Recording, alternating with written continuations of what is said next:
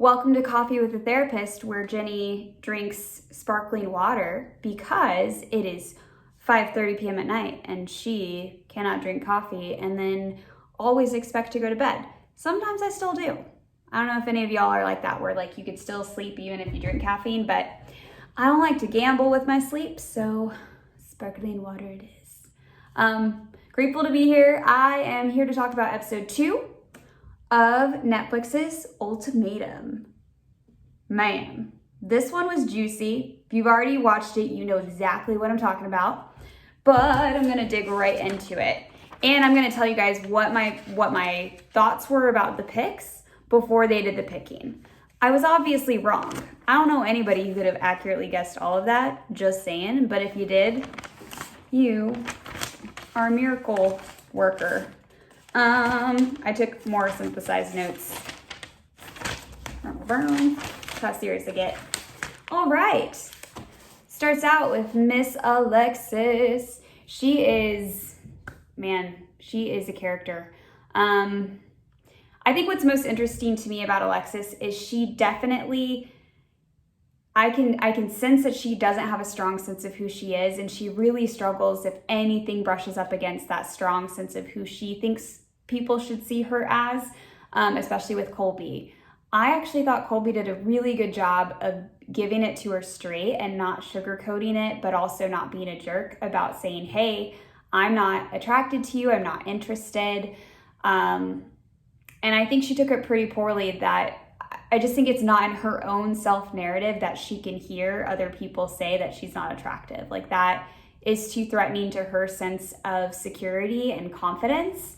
I think if she felt really good about herself, she could say, you know, it's okay. Like, not everybody is going to be attracted to everybody. That is healthy. We all are going to have our different things that we're interested in and things that attract us about people, both physically and emotionally. And so she immediately went into the physical. Her assumption was, you know, she's like, well, I look like his girlfriend, and so I should be attractive to him. And again, I don't think she was seeing big picture, that like attraction is about so much more than just what somebody looks like. I thought Colby handled it pretty well. He even said sorry at the end, which he didn't necessarily have to say sorry for how he felt, but I think he was feeling a little bad that she was so hurt by it. So I saw a little bit of empathy there. Hunter comes in, and throughout this episode, he's talking about how he loves that Alexis speaks her mind. That's a reoccurring theme. I think that's interesting because he's very much like, he seems to be more of the calm and validating type of person. And I sometimes think he might validate things that are not so healthy. So he might also be a little bit of an enabler. I think people are like, oh, he's so calm. And again, calmness is great. And it's interesting to see how he holds space for everything, even the things that are not necessarily healthy. I find that interesting, at least. Okay, so Shanique. I called her Shaniqua in the last video. I was so wrong. I just want to clarify that. Her name is Shanique. And when she was talking to Zay, they did get deep. They were talking about questions about in 10 years. So when people start asking those future questions, they're definitely trying to get deep and not just be in the moment now. So I could sense that they were talking about intimacy. They talked about their sex lives. But I saw some emotional depth there too. Nate, he was interesting because he talked about different people that he was attracted to. He talked about being attracted to Shanique, which is going to be interesting in our next episode. I've only watched 2 episodes at this point, so I'm going to stop there, so I'm not going too far ahead. But he kept on making these comments about how he could see married life to her being easy.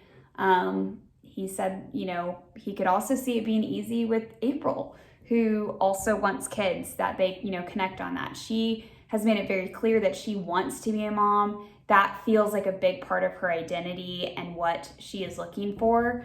So her and Nate seem to be very much on the same page about that. Madeline and Randall. Madeline kept saying things like, I feel so close to him already. It feels natural. When I initiate, I love that he initiates back. I think that they do kind of have this natural chemistry, but I have a little bit of a yellow flag about it. I don't know that it's always great for us to pick people based on it feeling natural, because sometimes things feeling natural can be not from a healthy space. It could be healthy, but for some people it's not. You know, her feeling so close already, they barely know each other. So I think this like really quick closeness is always a little bit like, I always get a little bit of that like yellow flag about this. Again, I'm not here to make judgments and say it's one way or the other. This is not therapy. But I will say I'm going to yellow flag that. Randall, on the other hand, the languaging he used was different. He talked about being attracted to her confidence and finding her sexy. He said something like, it seems like this would be easy. I just want to clarify that when any person is like, it seems like life would be easy with this person, a little wary. I'm not saying that we couldn't have partners that are more compatible and might be a bit easier, but they're both kind of weirdly, I think it's a false hope that any sort of relationship is not going to take some sort of work. And when you're with a person in the beginning, of course it feels a lot easier than the dynamic that you have with somebody where you have all this history and you have conflict and you have differences and where you want to be in that moment. So all these couples come to the show with like some tension and conflict and differences in what they want out of it. And so it's, I don't know, to me, it's kind of a weird thing to hear them say, oh, I think it's going to be easy with this person. I'm like, well, knowing somebody for a few days, I think that's a bit of a unfair assessment. You know, it's kind of like, give this time, give this like for y'all to have some conflict come up and differences, because in any partnership there will be. Speaking of people being the same, Jake and Ray, they connect a lot on feeling very similar.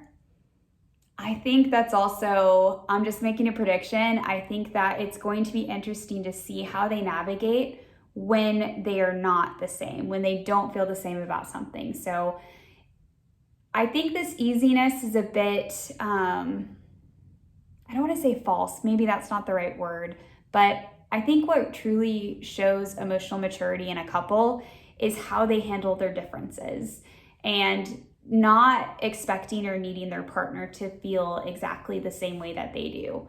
So I think a lot of people, this goes for like family members too, they confuse sameness with closeness.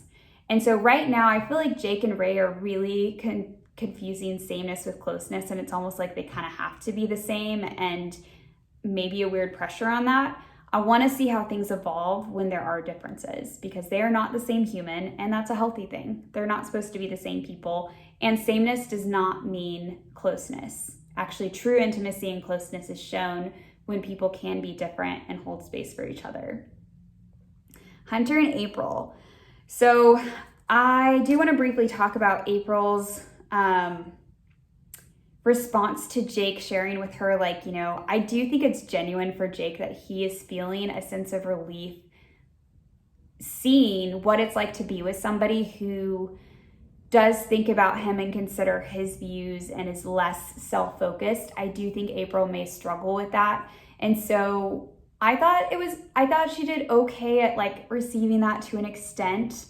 I think she's still having a hard time with it and actually leaning into that truth that maybe she hasn't really been equally considering Jake as much, and maybe he hasn't really communicated that that was important to him and that he was feeling that way. So I think that's actually a good thing that did come up. I can sense though that Jake has this feeling that April tends to dramatize or blow things up and make things about her. And even when she was trying to say, hey, I'm trying to not make things about me, you know, sometimes he might feel like the way that she even goes about it is kind of drawing more attention to herself. Or she's doing it in a way where she's trying to garnish sympathy. That's kind of the vibe I got from him. He didn't say that, but his body language was kind of communicating that, in my opinion. And it was really interesting to see Hunter come in and like hold space for April. She did seem to do really well with someone just like holding space for her to process all of those emotions, because that has got to be hard. Not that she handled it 100% in the best way, but I want to give her credit because she did take some of that in, and that is hard. that is a hard thing to go through. So I'm grateful that Hunter was able to hold space for her. On to my predictions. When they went into the room and they were gonna choose each other. My predictions, I gotta go back a little bit because I did synthesize notes. All right, so my predictions were that April and Hunter were gonna choose each other, that Ray and Jake would choose each other, Colby and Lauren, Randall and Madeline, Alexis with Zay, and Shanique with Nate. I was obviously wrong. April and Hunter did not become a thing because, dun dun dun, Hunter ended up proposing to Alexis and changing his mind and saying, look, I have learned from this experiment that I want to be with you. And that definitely threw things for a loop. That's where they left us in the cliffhanger. I was surprised by that. I don't know. I'm trying to decide if I fully believe him or not. I definitely think there might have been some sincerity to that. And I don't know that Hunter, I don't know. The dynamic with him and Alexis is interesting because I feel like Alexis does not have the self-awareness that